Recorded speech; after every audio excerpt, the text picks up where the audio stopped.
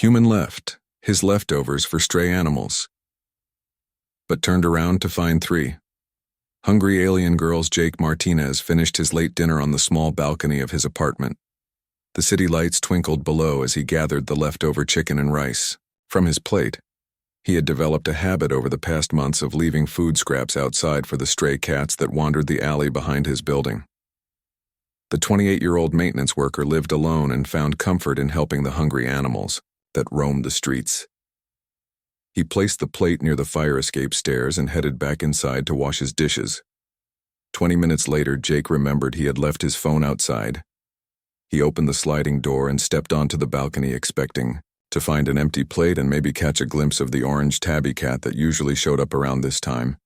Instead, he froze in complete shock. 3 young women knelt around his plate, eating the leftover food with their bare hands. They looked human at first glance, but something was clearly different.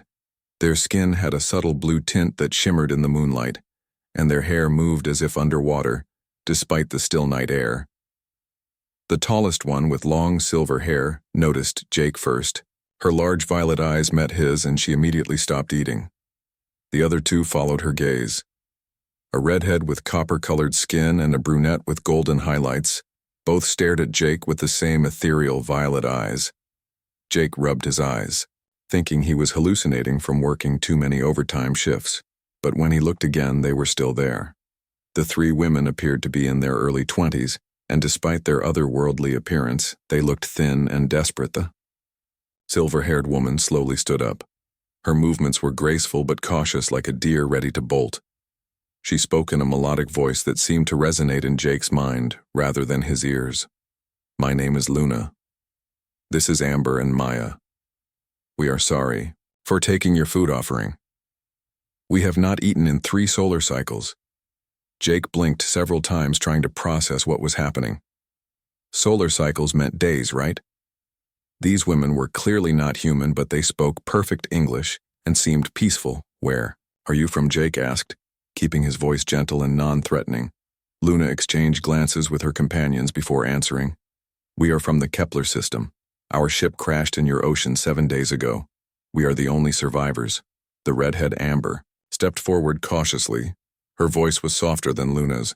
"We tried to find food in your cities, but we do not understand your exchange systems. Everything requires small metal discs or plastic rectangles that we do not possess," Maya, the brunette, added. "We saw the small 4-legged creatures eating from plates like this one outside other dwellings. We hoped we could do the same. We did not mean to steal from you." Human Jake felt his heart break a little. These beings had been starving for days. While trying to figure out human society, he had always been the type to help others, and the situation was no different, even if it involved aliens. "You are not stealing," Jake said firmly. "I put that food out here for anyone who needed it. Please sit down and eat. I will bring more food." The 3 women looked surprised. Luna tilted her head, studying Jake's face. "Your kind is known throughout the galaxy for your aggression and territorial nature. Yet you offer food to strangers." Jake shrugged. "I guess not all humans fit that reputation. Wait here, I will be right back." He went inside and gathered everything edible from his kitchen: leftover pizza sandwich, meat, fruit, crackers, and bottles of water. He carried it all outside in a large box. The 3 alien women watched him with amazement. Luna spoke first after Jake set down the food. "Your generosity confuses us. We have studied human behavior from our observations. Most humans react with fear or violence when encountering our kind. We crashed near a coastal settlement," Amber added. "Several humans saw us emerge from the water. They screamed and ran away.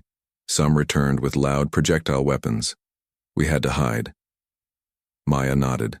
"We have been living in the drainage tunnels beneath this city, scavenging for food and avoiding your authorities. We were losing hope until we smelled the wonderful aroma from your food offering."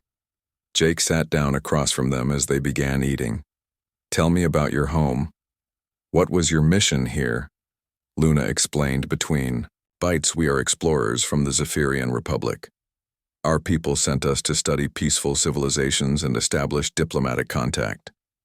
Your planet was on our list, because despite your reputation for conflict, humans also show remarkable capacity for cooperation and innovation." Amber smiled at Jake. You are proving that assessment correct. Most species would not share resources with unknown entities, but you do so without hesitation. Maya looked up from the apple she was eating. On our world, such kindness is the highest virtue, but we were told humans rarely show it to outsiders. Over the next hour, Jake learned about their advanced but dying civilization. The Zephyrians had overexploited their home planet's resources and were seeking new worlds to colonize or ally with for trade. Luna, Amber, and Maya were part of an advanced scout team. As the night grew colder, Jake noticed the women shivering despite their attempts to hide it. "Come inside," he offered. "It is too cold out here and you look exhausted." The three women hesitated. Luna spoke for them. "We cannot impose further on your kindness. Also, we do not know if our presence might bring danger to you. If your authorities discover us here." Jake stood up and gestured toward his door. "I am not worried about that. Right now you need shelter and safety. I have a couch and some blankets. Tomorrow we can figure out a longer-term solution." The alien women looked at each other, having what appeared to be a silent conversation. Finally, Luna nodded. "We accept your offer, but only for tonight. We will leave before dawn to avoid causing you trouble." Inside Jake's modest apartment, the three women marveled at simple human technologies. The electric lights, television, and running water fascinated them. They explained that their crashed ship systems were far more advanced but required power sources not available on Earth. As Jake prepared makeshift beds, he realized his life had just taken the most unexpected turn possible. This morning he had been a lonely maintenance worker with a simple routine. Now he was harboring three alien refugees who might change everything he understood about the universe. Maya approached him as he arranged pillows on the floor. "We cannot repay your kindness with anything material," she said. "But if we survive and our people establish contact with yours, we will ensure they know that Jake Martinez of Earth showed the true heart of humanity." Jake looked at the three extraordinary women who had stumbled into his ordinary life. "You do not owe me anything. I am just doing what anyone should do, helping people who need it." Luna overheard and smiled. "That is exactly why our initial assessment of your species requires revision. Perhaps humans are not as primitive and selfish as the galactic community believes." As the three alien women settled in for the night, Jake realized he had no idea what tomorrow would bring. But for the first time in years, he felt like his life had real purpose. He was not just helping stray cats anymore, he was potentially bridging two civilizations. Outside, the city continued its restless pace, unaware that first contact between humans and aliens was happening in a small apartment above an alley where a kind man had simply tried to feed some hungry creatures.